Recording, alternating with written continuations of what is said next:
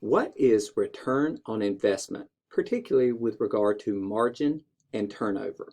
Well, to start with, return on investment is simply the value that you receive in return for your investment of value in a project or undertaking. Your return on your value invested, ROI.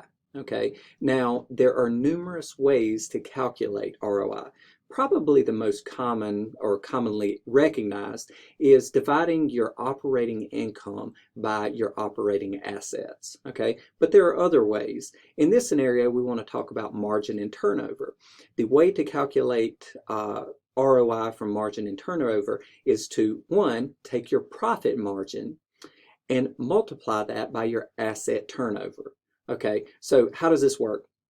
Well, first, let's look at sales margin. So your sales margin, or in this case, profit margin, right? You would take revenue, right? Add up all your revenue and subtract from it your sales discounts and allowances. That is whatever, discounts you allow to the purchasers for the purchase. That's usually in bulk sales or whatever.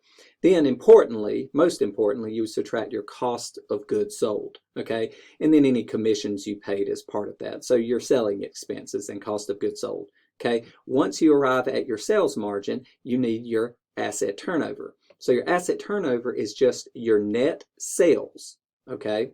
Whatever you netted in your sales divided by your average total assets for that period. You take the assets at the beginning, assets at the end, and take your average between the two, right?